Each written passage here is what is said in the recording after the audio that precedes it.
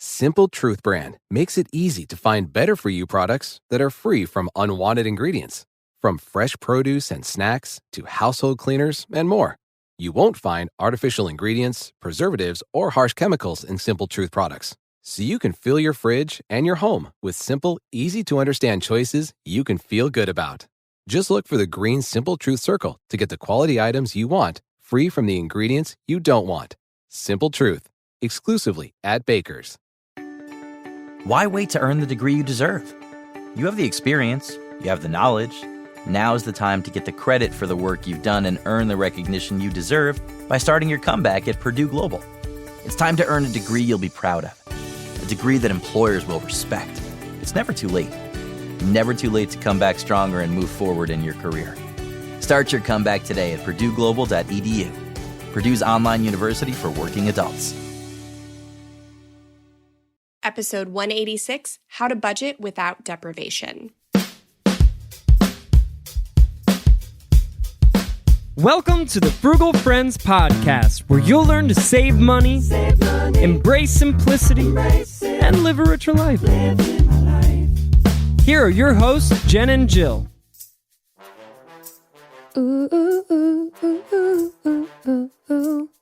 Welcome to the Frugal Friends podcast. My name is Jen. My name is Jill. And we are talking about budgeting today, which is one of y'all's favorite topics. And we just put a fresh spin on it all the time. How to do it without feeling deprived. So many people feel deprived with a budget, and we're just trying to flip that script. Yes. So this will be a little unique from our values-based budgeting episode. That is a great way, and we will talk about values, core values, but we will talk mostly about, well, just you'll understand when we get into these articles. There's some really good articles today. But first, our sponsors. Our 7-day no-spend challenge workbook. You are about to be spending more money than usual around the holidays, so why not prepare with a no-spend week? We've created a free mini workbook that will help you plan, execute, and reflect on your no-spend challenge so that after 7 days, you know what you need to work on moving forward and you have an action plan to do so. So if that sounds like something you need, head to frugalfriendspodcast.com/free to get yours. Again, it's free. Yes. Today's episode also brought to you by coffee. I'm a basic bee. And you better believe that as a basic bee, I love to work out of coffee shops that play basic bee music. And I get my basic bee iced latte, lightly sweetened with vanilla. This experience brings me joy. And I can name many things I do not spend money on so that I can spend more money on coffee. Does that make me basic? Maybe. But you know what it does not make me? Living somebody else's subpar expectations for how I should live my life. Coffee. Get your latte, boo. Oh my. This is gold. The amount of times you say basic bee throughout this sponsor. I tried to say it as many times as possible, gratuitously. I'm not sure if coffee sponsored this or if Basic Bee sponsored this, but hey, I support you in the ways that make you basic and the ways that make you unique. I think they have the same parent company, so similar, just different LLCs maybe. Coffee partners a lot with Basic Bees, so it's fine. Yeah. So true. So true. All right. Well, you get the picture. There should be no reason that you should have a budget that makes you feel deprived because it is not a sustainable way to budget. We've said it over and over and over. And mainly that's because we so often, especially when we're getting started with budgeting, try to make a budget that aligns with somebody else's vision for what our life should be like, or somebody that has done this before and has made it work, and we try to do what they did and recreate it. But you are nobody's second best. You are the only you, and you deserve a budget that helps you reach your financial goals and live your best life. And so we believe that's possible. Yeah, budgets do not have to be restrictive. They do not have to feel like deprivation. I think a lot of times where people feel restricted or deprived has more to do with actual spending and earning than it does with the tool of a budget. Maybe the budget is just highlighting a pain point, which even still, it's a useful tool because then it can help us identify what areas we can work on so that ultimately we don't feel deprived. Absolutely. So let's get into this first article from lifeskillsthatmatter.com, and it is how to create a budget without depriving yourself. Very straightforward. I think we could have written this article. I think if I was going to write it, I couldn't have written it better. Can I tell you, I actually looked as I was reading through it. I'm like, wait, did Jen write this? Like I looked to see who the author was and if it was like a publication that you've contributed to. Oh, hey, this is our article today. Look, it's me. I wrote it. It's happened. I do that sometimes, yes, but I did not do it on this one. And it is such a great article. So tell us what you thought of it, Jen, this article that you could have written.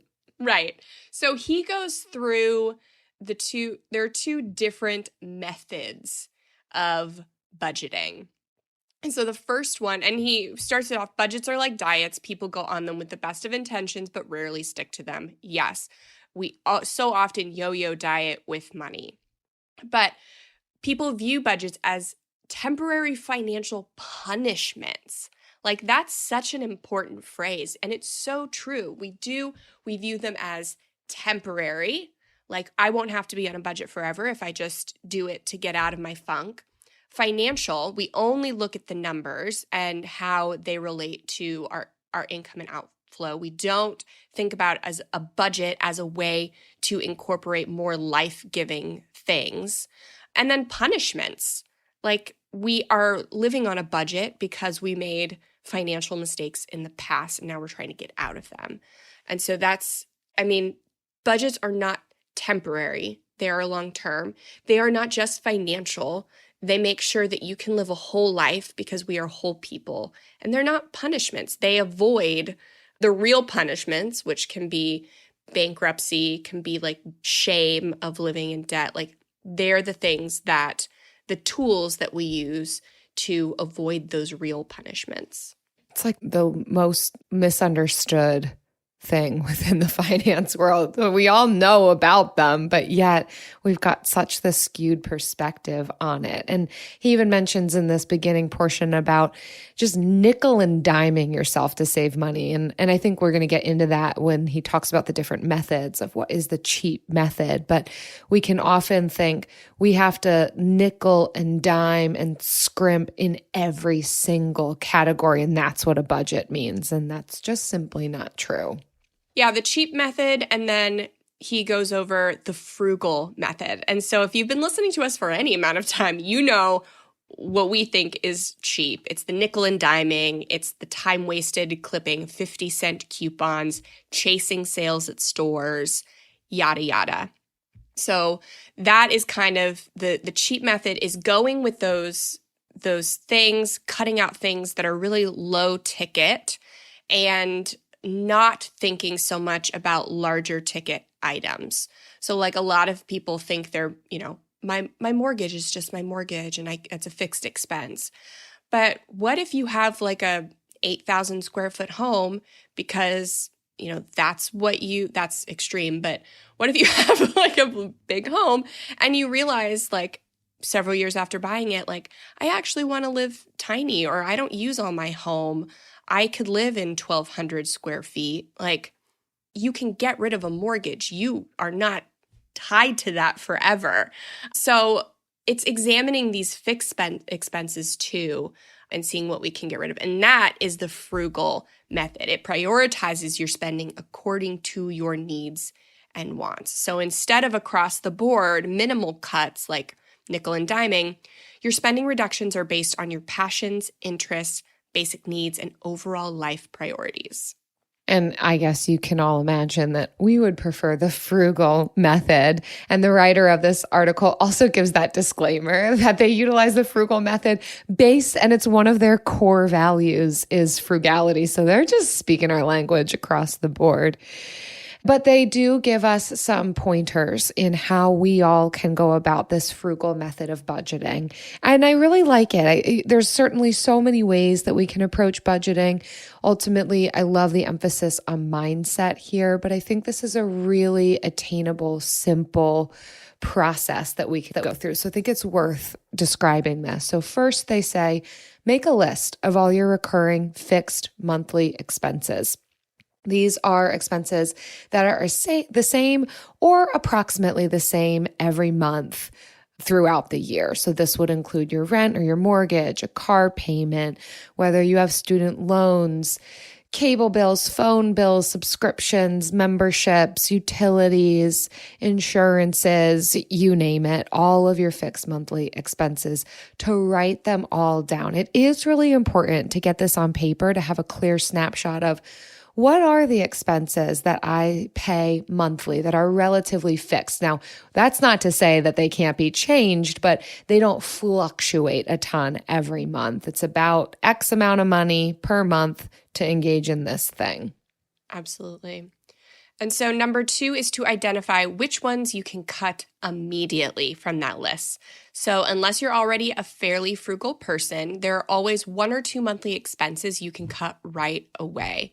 And so these are expenses that are doing absolutely nothing to help you achieve your goals and are easy to live without. So this is where it comes in, like having your three to four core values and having your financial goals and making sure that everything on the list of expenses that you have aligns with them.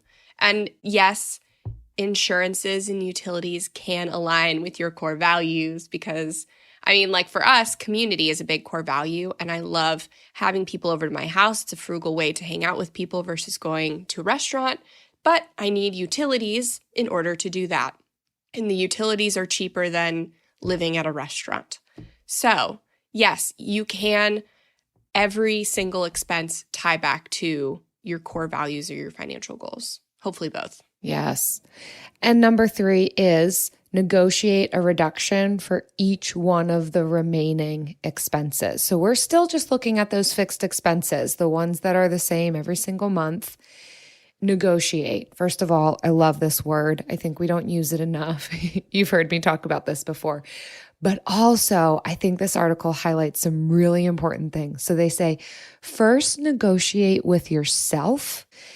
Ask yourself to come up with at least 3 different ways that you could reduce each expense, no matter how dramatic they may seem. That doesn't mean that you have to implement on all 3 things or even any of the things that you list out, but it is a good exercise to engage in that thinking creatively, problem solving, considering with yourself, where could I reduce some of these quote unquote fixed things, these things that I thought I have to pay every month, I need to be engaging in this expense. We'd be surprised when we allow ourselves to think outside the box, but also engage with ourselves and what could I do here just to save some money?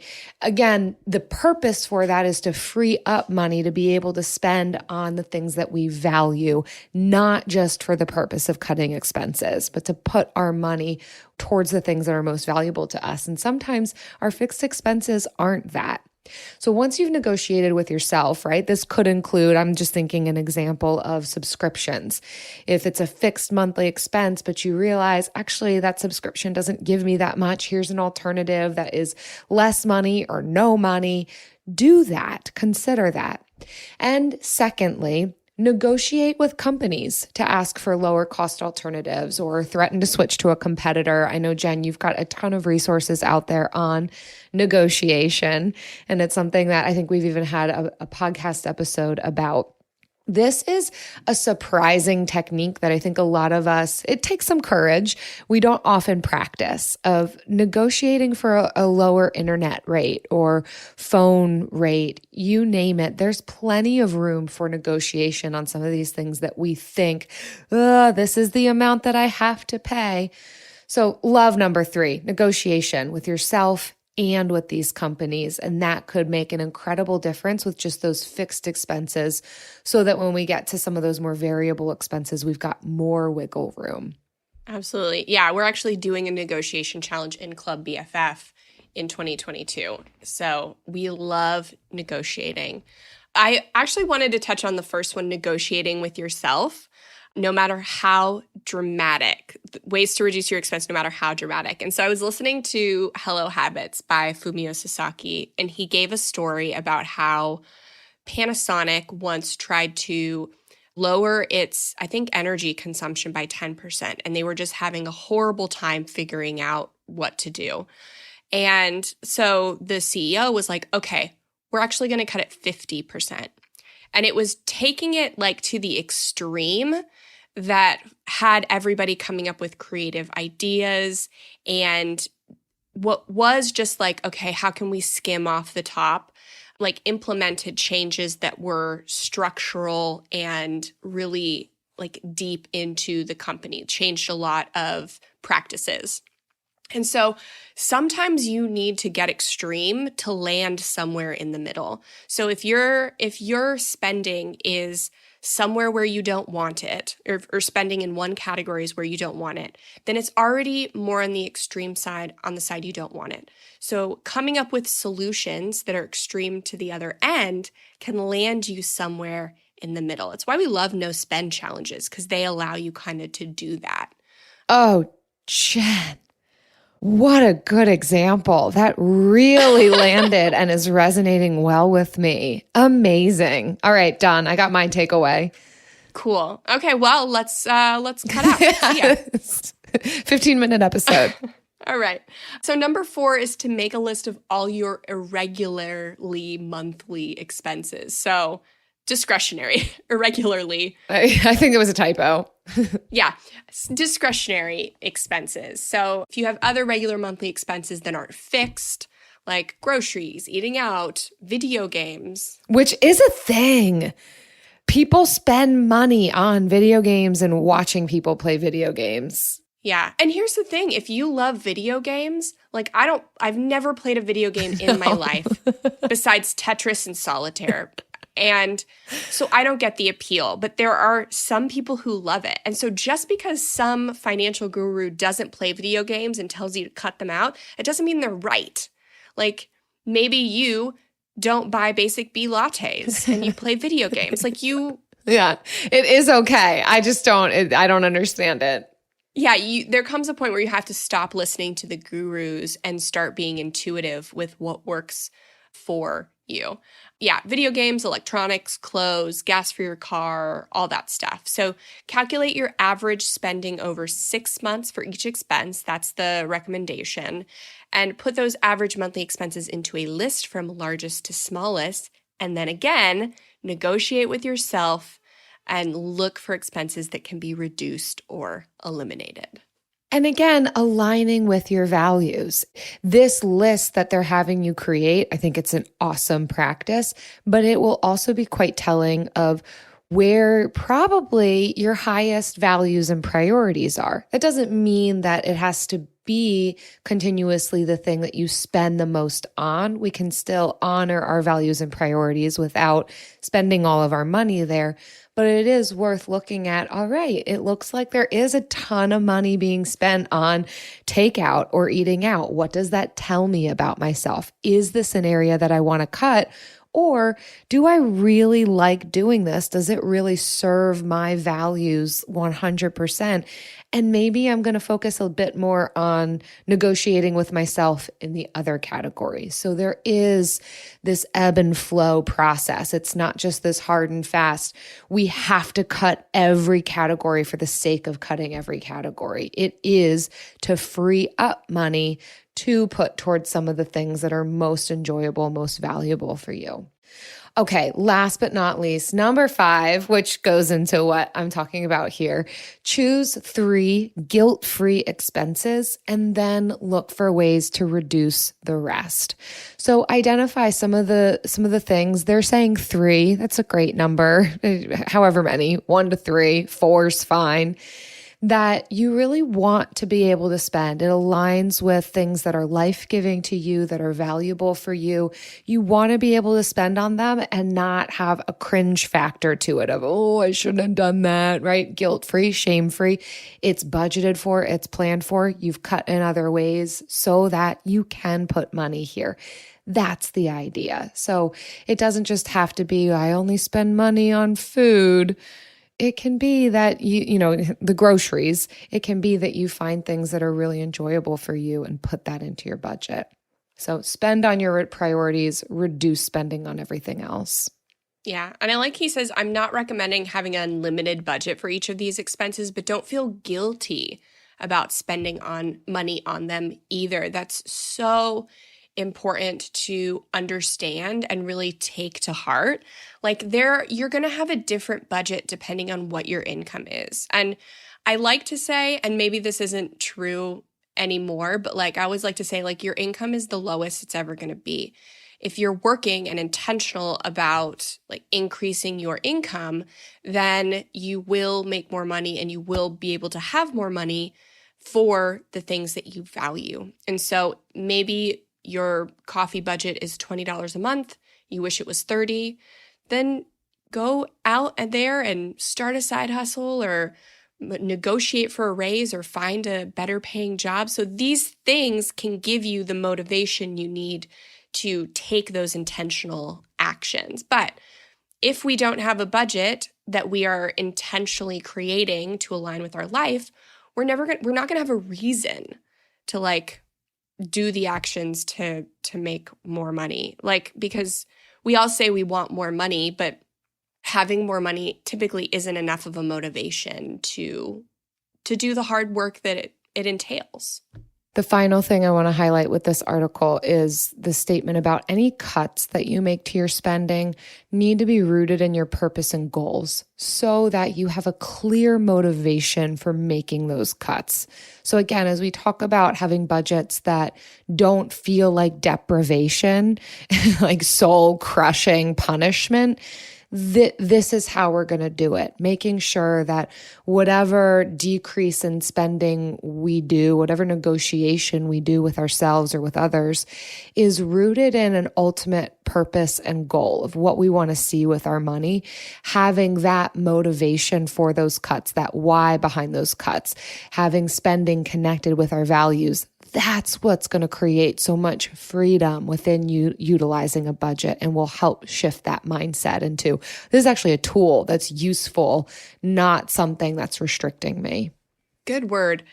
I wish I could copy and paste this article and put it everywhere. I love it so much. Have it be a car wrap on your vehicle. Yeah. Just everybody has to walk around and read it. And after reading my car, you will make a budget. Frugal Friends Manifesto. Yes, you will make a budget. AI might be the most important new computer technology ever. It's storming every industry, and literally billions of dollars are being invested. So, buckle up. The problem is that AI needs a lot of speed and processing power. So, how do you compete without costs spiraling out of control? It's time to upgrade to the next generation of the cloud. Oracle Cloud Infrastructure, or OCI. OCI is a single platform for your infrastructure, database, application development, and AI needs. OCI has 4 to 8 times the bandwidth of other clouds, offers one consistent price instead of variable regional pricing. And of course, nobody does data better than Oracle. So now you can train your AI models at twice the speed and less than half the cost of other clouds. If you want to do more and spend less, like Uber, 8x8, and Databricks Mosaic, take a free test drive of OCI at oracle.com/strategic. That's oracle.com/strategic. oracle.com/strategic. Simple Truth brand makes it easy to find better for you products that are free from unwanted ingredients. From fresh produce and snacks to household cleaners and more. You won't find artificial ingredients, preservatives, or harsh chemicals in Simple Truth products. So you can fill your fridge and your home with simple, easy-to-understand choices you can feel good about. Just look for the green Simple Truth circle to get the quality items you want, free from the ingredients you don't want. Simple Truth. exclusively at Baker's. All right, so let's go into our next article from Whole Family Living. And it is 5 ways to stick to your budget without feeling deprived. So in the first one, we're talking about how to create a budget or cut things out to make a budget that supports not being deprived. And so here we're talking about how to stick to that budget without feeling deprived. What do you think of this one, Jill? It's good. I don't think that there's a ton of really new earth-shattering information, but I think it is going to help us to, again, to just realign our mindset in a place that's useful in being able to engage in a budget. Because that's so much. We talk about mindset so much. That is where it starts. Behaviors are not going to shift until mindset shifts. I do, however, like some of the reasoning that they give for why we should be considering a budget. I think a lot of times when we're kind of lacking that understanding or willpower, it's good to see here's an argument for it. Here's all the pros for it. And they list out, it can help us focus on our families or our individual goals and priorities. A budget helps us to be able to plan for the future. We're not going to be able to plan. We're not going to be able to think about the future if we don't know what our finances and spending is looking like. It helps us to track our income and expenses, knowing where everything goes. Budgets avoid being sideswiped by unexpected emergencies. We can be more prepared and proactive. They help us to avoid accumulating debt or adding to it. That's a thing. They help us to enjoy experiences together without paying for them after the fact. It's not like, oh, I'll swipe the credit card and we'll see what it looks like next week when I look at the checking account. Budgets also can help us get discounts or better rates by being able to pay in full when we're on top of our finances and we can actually cash flow things. It can lead to better rates. That's so true. I experienced that when Eric and I, only once in our marriage so far have we purchased a couch brand new. Otherwise, it's been like Facebook Marketplace and stuff. But I was so surprised when we found a couch that we liked. And I told the guy, I was like, hey, I got cash. What can you do for me? And they actually gave us like a 10% discount for having cash. And I was shocked that it worked. But yes, it's true. It was amazing. Works great at pawn shops. Always get the cash discount at pawn shop. I love how the author says that budgeting is a mindset, and you have to have the right mindset to stick with your budget, because it's not something that is inherently meant to deprive you or meant to make you miss out on things. But if you have that perspective, that's not sustainable. You're not going to be able to stick to a budget. But she says, actually, your budget will be a tool that allows, or as I prefer to say, empowers you to have more and do more, which is hard to hear, like if you're in a situation where you're living on a really tight budget. But you can't just think of the here and now, because even if it's hard today, even if it's hard right now, you will reap the benefits 10, 20 years in the future. And you will be so glad you budgeted in the hard days when the good days are easier. And so maybe these do more and have mores aren't always month to month, or having more values-driven purchases aren't always happening in the immediate, but they do happen eventually. Yeah. All of these things don't just come to us when we have more. We start to develop the habits and the understanding of these things, even in the hard times, like you're saying, Jen. It's so good.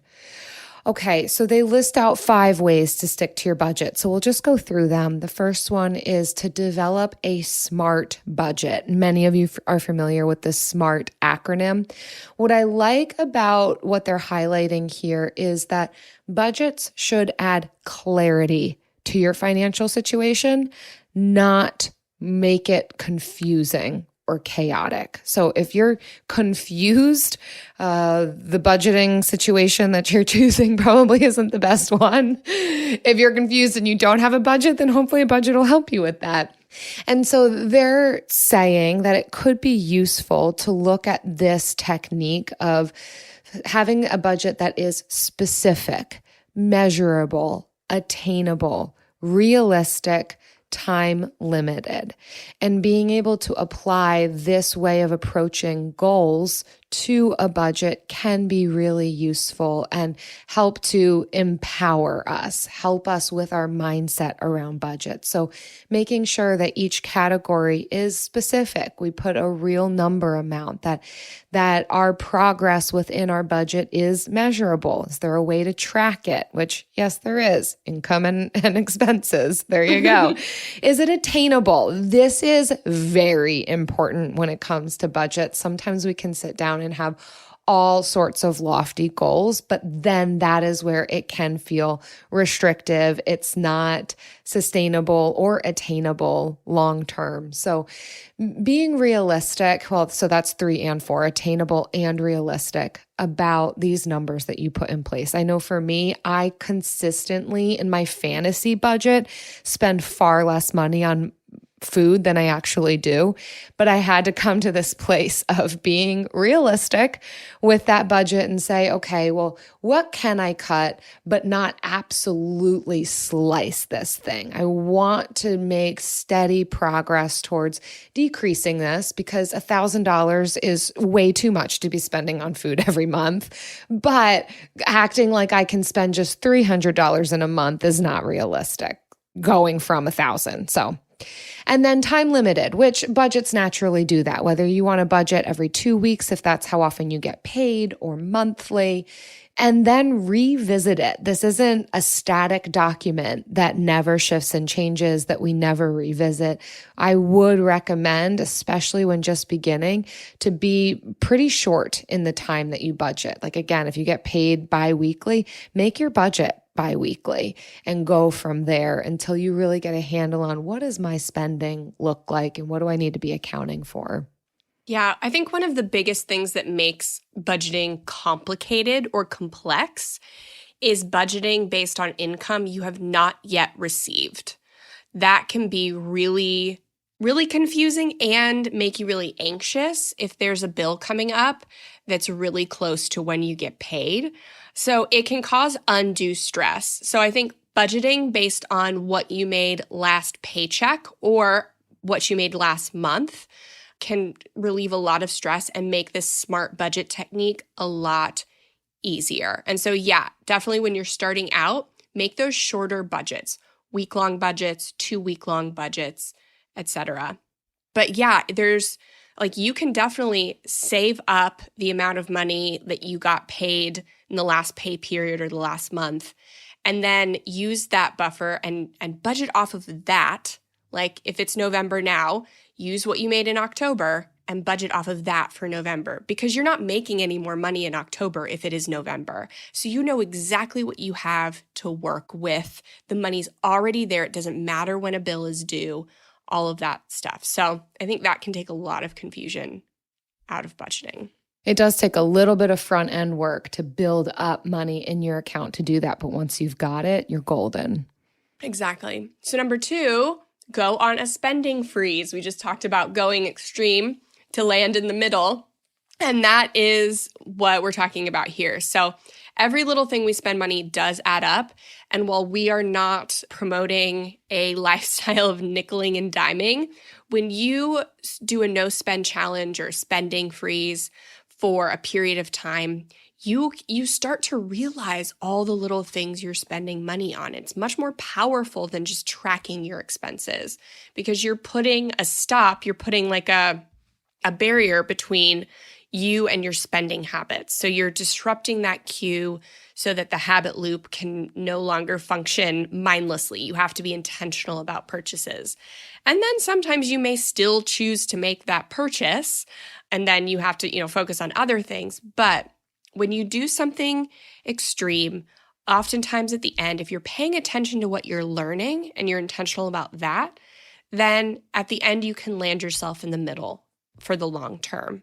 And so I think that's a great strategy when you're getting started, or when you just need to shake things up. If you're feeling stagnant, trying a no spend challenge is a great way to kind of regain some momentum and excitement.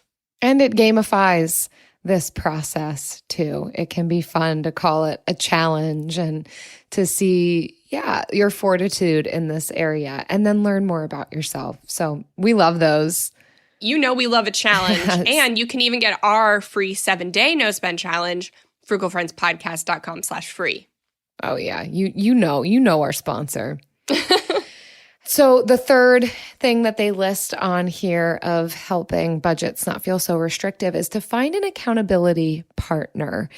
Oh, things are so much more enjoyable with friends and buddies who have our best interests in mind. So when we're working on a budget or other goals, it truly does help to have a partner, someone who is on the same page as you or who is just willing to help you stick to what you say you want to stick to and how they'll do that, right? It's helpful if we can give the specifics of here's where I need support and encouragement and assistance. Here's the ways you can provide that to me, and really come up with a plan together of how that person can help you. And if there's any reciprocity present there of, are they also interested in you supporting them and encouraging them in a certain direction?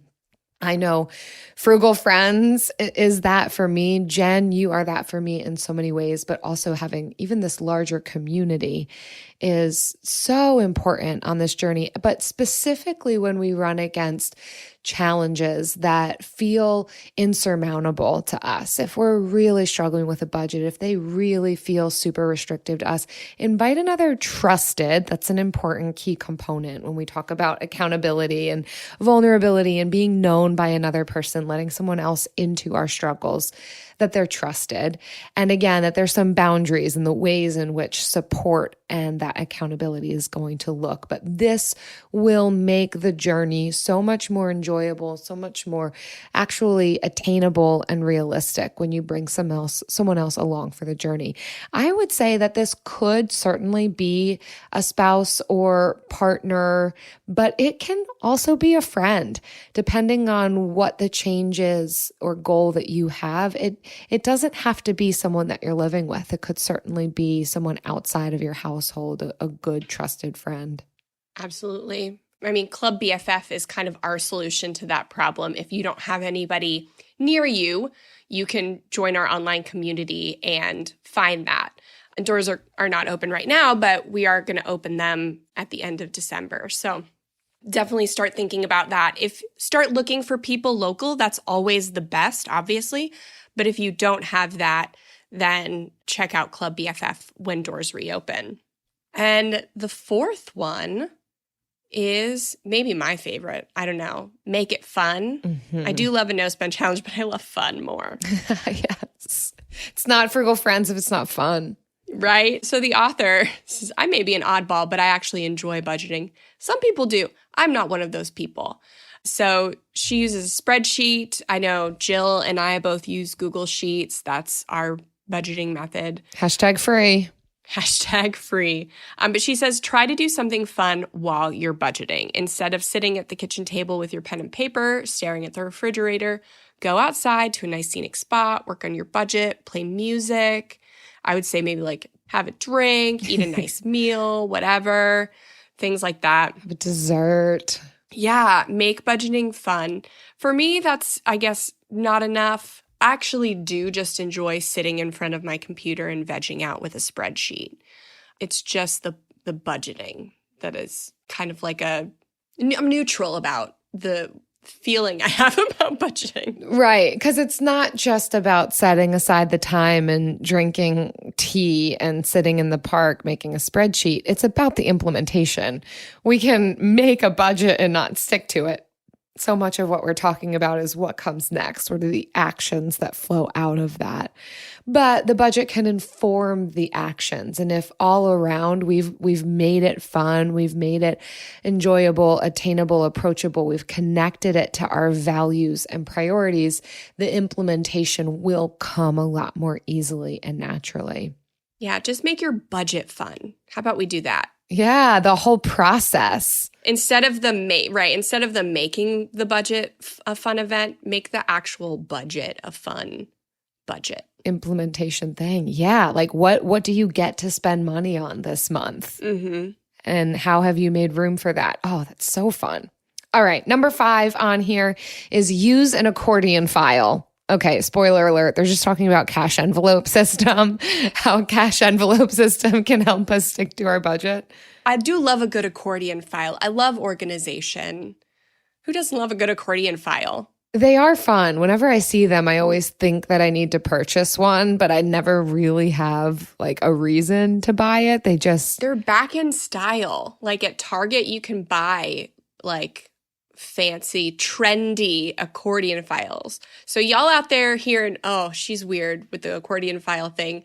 Target's already on it. So I was not the first one to love the accordion file. All these basic bees are out here with accordion files. All of them are. I actually don't have an accordion file because I have a full like file cabinet. I have too many files for that. But if I was a single lady with maybe just 10 forms of paperwork or something, I'd have an accordion file. Well, this is what they're saying. I don't know if I can fully get on board with this making it super fun or less restrictive. It's essentially, I mean, we kind of got off the rails here. Yeah, it might be a method that could help you if just budgeting is not going that well for you, to help see where are you spending money, to stop spending money when the money runs out. It's a cash envelope system, right? So the idea is you've got one slot for groceries, another slot for transportation. When the money runs out of those categories, you're done. You can't go anywhere. You can't eat anymore, in essence. There's plenty out there on cash envelope systems. We're not going to get super into it. It's not for everybody. It's not for me. I can't carry around that much cash. And actually, for me, I feel more freedom to spend when I do have cash because I'm like, there's no trail. Like, I spend this cash and it's not going to show up in my bank account. So like, I'm able to just like, it doesn't exist. Yeah. Go wild. So it doesn't work for me. If it works for you, that's amazing. If it gives you a reason to buy an accordion file and that's fun for you, great. Really have a solution for not losing all of your cash. If you're a person who like often loses your keys, don't do this. Okay, here's a better solution. And thank you, technology, for giving us solutions to all of our problems. So Cube Money, who is a partner of the show, they do a digital envelope system or a digital accordion file system, whichever you prefer. But you can have, it's actually, you put your money in a bank. Cube is a banking app, and you can distribute it into different cubes, which are different areas of your accordion file. And then you can spend out of that. So it is the envelope system without having to carry around cash. So if you are paying off debt, 10 times out of 10, I recommend using Cube. So you can get more frugalfriendspodcast.com/QUBE and find out more about them. But 10 times out of 10, it is a long time coming that this solution has, we've been waiting for. But yeah, so this is highly recommend if you need parameters like that to stick to your budget. Great solution for the accordion file. That's coming back. And there's a lot of things that are coming back, like the mullet. And I'm wondering now about the fanny pack and if maybe we should come up with like a fanny pack budgeting system.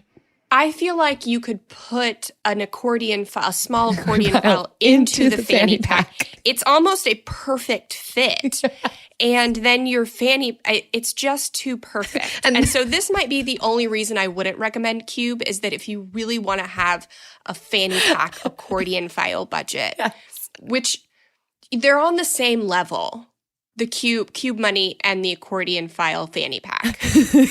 And then if you want to have like extra security, you just put your shirt over the fanny pack so no one knows that you've got a fanny pack full of money to stick to your budget. You're just out here having fun, keeping your money safe under your shirt, inside your fanny pack, inside the accordion file. Wow. Oh my gosh. Or you can just wear it across your chest like all of the Gen Z TikTokers, and then nobody's going to think you have money in there anyway because they think you're a child. So there are so many ways. I mean, really, these solutions are limitless. They have limits, and that's why they're great, maybe.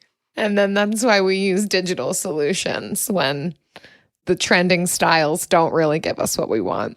But if you're interested in being trendy, I mean, don't sleep on this accordion file fanning pack. Yeah. That's just fun. And that'll help it not feel like deprivation for sure.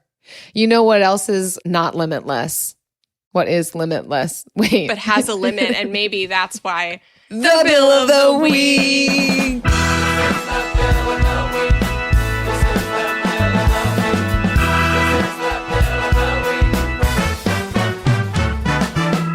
That's right. It's time for the best minute of your entire week. Maybe a baby was born and his name is William. Maybe you paid off your mortgage. Maybe your car died and you're happy to not have to pay that bill anymore. Duck bills, Buffalo Bills, Bill Clinton. This is the bill of the week. So we're going to do 2 bills this week because why not? We're just going to hang out with them. So here is our first bill. My bill of the week is my Lowe's credit card. I just finished paying off my balance and I owe $0. I feel great. That's awesome. Say no to Lowe's credit cards. Yeah. Get that paid off. Well done. What a good feeling. We are celebrating with you for that bill that you no longer have anymore. All right. And here is our second bill. My Frugal friends, it's Kate here from the UK. My bill of the week is my moving bill. So we have bought a house this year, and what with all of the costs of moving, like solicitors' fees and, listing the house on the market and, the estate agent fees and everything, it all tots up to about £6,000. And at the start of the year, I started using YNAB, and it's completely revolutionized my budgeting. I sat down and actually tried to understand their 4 rules and really kind of invested some time into it and actually follow their 4 rules. And the embrace your true expenses rule has completely revolutionized my budget. So using these 4 rules, we have been able to cash flow our moving expenses. So that's really exciting. And I'm really proud of myself. I'm really proud of my husband. Great work on the podcast. It's amazing. And you're hilarious. So keep it up. Oh my gosh, Kate. That is awesome. Yay, Kate from the UK. What an amazing, we don't listen to these bills ahead of time, so fitting with what we're chatting about today, and really thrilled with you that YNAB has worked for you, has really helped you not be surprised by these moving expenses, which can really be shocking. I mean, £6,000 above and beyond the purchase of the home and everything that you need to be able to move, and yet to be able to cash flow that as a result of looking at your budget and preparing for it. Well done. Hope you're enjoying your new place and beginning to settle in a bit. And thanks for your words of encouragement. Glad you find us funny. We laugh at ourselves, so it's good to know other people are laughing too, whether it's with us or at us. We're here for it all. Yes, thank you so much, Kate. That was so great. So if you have a great bill, like you paid off a credit card or you cash flowed your moving costs or anything, then please visit our website, www.frugalfriends.com/bill, to leave us your bill of the week. Simple Truth brand makes it easy to find better-for-you products that are free from unwanted ingredients. From fresh produce and snacks to household cleaners and more. You won't find artificial ingredients, preservatives, or harsh chemicals in Simple Truth products. So you can fill your fridge and your home with simple, easy-to-understand choices you can feel good about. Just look for the green Simple Truth circle to get the quality items you want, free from the ingredients you don't want. Simple Truth, exclusively at Baker's. When you call Consumer Cellular's customer support to discuss our affordable and flexible phone plans, it's like you're calling the Declaration of Independence or a hot dog at a baseball game. Because Consumer Cellular's customer support is based entirely in the United States. And Consumer Cellular's customer support agents are from where you're from. The same small town that you're from. The one that stretches from California to Maine, Minnesota to Corpus Christi, Texas. The one that cares about its neighbors and lights fireworks, legal ones, in the street. So the next time you want to make a phone call that feels like an American flag waving at an air show at Magic Hour, give us a call. Even if it's for no reason at all except to exchange barbecue sauce recipes like a couple of Americans. Or make jokes about Canadians. LOL, just kidding. We love Canadians. They're our neighbors. Consumer Cellular. When freedom calls, we're here to answer. Call us at 1-888-FREEDOM. And now it's time for The lightning round. Give it to us, Jen. What are we doing for this lightning round? We're talking about cool things that we budget for. That was it. That's it. Oh.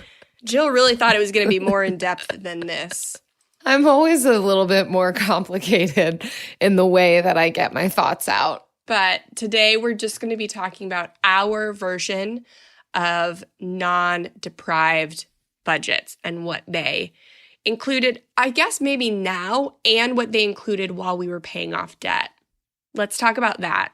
Ooh, curveball. All right. You want me to go? If you have something, yeah. Yeah, sure. Okay. When I was paying off debt, real talk, friends, my frugal friends, I was living on a very low income with Eric. Both of us were living on a very low income, living life for sure, but did not have a lot of discretionary income once our very minimal expenses were paid. But yet, gum was important to me. You've heard me talk about this before. There was always a few quarters, pennies, nickels and dimes lying around for me to get that pack of gum. That was always in the budget. And currently, still food related, still things I'm putting in my mouth at this point that is cool and fun for me to spend money on, which is food. Well, I mean, gum is obviously, and then food. So you've heard me talk about this already, even in this episode, where, okay, $1,000 a month is pretty steep to spend on. So we've gotten it down to, like, you all might cringe at this, but hey, there's freedom for me and it's guilt-free, shame-free. We're at about $800 a month that I budget for food. Now, to be fair, that is groceries, takeout, restaurants, everything, food. $800 a month, because it's just, for Eric and I, we realized one of the most important aspects of discretionary spending. We value eating good food. We value going out with other people. We value having fun at home, nights of feasting. So I really will cut in so many other areas so that we can have food that we enjoy and go out guilt-free. We feel similarly. I think that's probably around our budget. We're a little lower than that. We can't go out as often because we have a toddler. So our food budget's a little less than that. But it might be higher if we were not young parents. So yeah, I love that. I'm full on board. Yeah. For me, so when I was paying off debt, I think you all might be surprised to know that I made it a point to include coffee in my budget. Please don't judge me. I mean, judge me if you will. That's just something that was like a huge sticking point for me. And part of it is Travis doesn't drink coffee, so this is still something that we talk about as being something he doesn't really understand why I spend money there, because he doesn't get it. So it's just like always top of mind. But it's small things like that. And it has there are seasons where I enjoy it and there's seasons where I don't get takeout coffee at all. Like, it just depends. I like working at a coffee shop. I wrote my entire first book at a coffee shop. I anticipate writing the second edition next week, or adding to it probably every day at a coffee shop is probably what I will do. So that was something that was important to me while we were paying off debt and something that I really prioritized. I love how you push against that because so many people are going to say, cut coffee. Look at how much you spend a year in this category. But you're saying there's room to be able to purchase the thing that you enjoy if you look at all these other line items in your budget. Well, I'm all about the cappuccino effect. Cappuccino factor.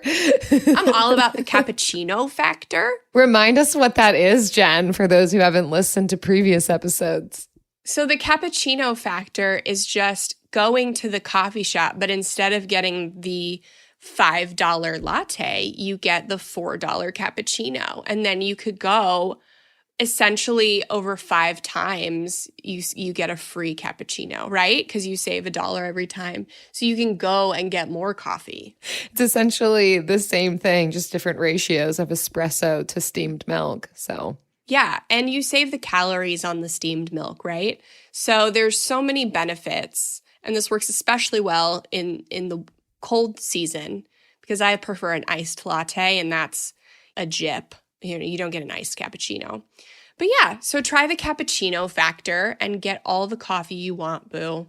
So that was me paying off debt. And then we found ways to get around eating out is that we would do mystery shopping. I think yeah, that's so underrated. So we really wouldn't spend money there. But now I would say takeout. We don't do sit-down restaurants very often, maybe every other month, once a quarter maybe. But we do takeout several times a week. And I schedule it in, I budget it in, and I love my takeout. It's always pretty affordable takeout too. yeah, you're usually getting from taco places. And takeout is more affordable than going to a restaurant because you're just paying for the food. You're not necessarily paying for wait service. But both have its value and its place. Yeah, somebody did leave us a 1-star review because one of my tips to save money is don't go to a sit-down restaurant, get takeout, because then you don't have to tip the server. And someone was like... And they thought that we were saying don't tip the server, and that's not what we're saying. You should definitely tip your server. Yeah, the core idea is get takeout. Then you don't have a server. Yeah. We love the reviews that actually are inaccurate, but we can do nothing about them, where they just completely misunderstood us, but gave us a 1-star because of their misunderstanding. Well, anyhow, we're going to thank you all for your kind reviews on iTunes and Stitcher, like this one that comes from Mrs. Wids. They say, rethink what frugal means in a modern world. It is 5 stars. Sounds like you've listened to us. Wow. I love this podcast because the difference between frugal and cheap is so well done here. It's so good to hear just normal, lovely people talking about frugal living so I don't feel so much like a crazy coupon clipper. I also find plenty of good podcasts that are done by people with really annoying voices, but these people are nice to listen to as well as super informative. Thank you. Ooh, Mrs. Wids, you've made my week. This is a very kind and informed review. It's okay if people don't like us, it's just accurately review us. Well, no, send us an email. Tell me face to face. Don't leave it on. It's not okay if you don't like me. I'm not okay with it. Jill can speak for herself, but I can't emotionally handle it. But Mrs. Wids, this is so kind. Thank you so much for your kind words. They encourage us and hopefully they help other people in finding a podcast that works for them, right? We know that we are not going to be the fit for every single person, but really glad that this is useful to you. There's room for more podcasts about frugality, especially from female voices. So we also want to thank our friends who share these episodes on social media. So when you share the latest episode and tag us on Instagram at Frugal Friends Podcast, we are going to enter you into our monthly drawing for every 5 tags and reviews we get each month. We are giving away one of our challenge workbooks. This month, it is our values-based budget binder. It's over 100 pages of values-based budgeting, spending, earning, etc., with some really great templates. So keep leaving us those reviews on iTunes or Stitcher. Send us a screenshot of that review that you left to frugalfriendspodcast@gmail.com.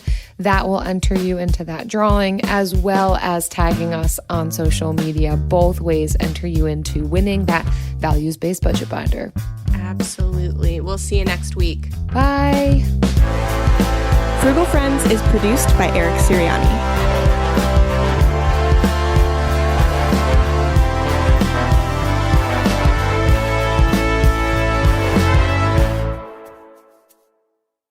Simple Truth brand makes it easy to find better-for-you products that are free from unwanted ingredients. From fresh produce and snacks to household cleaners and more.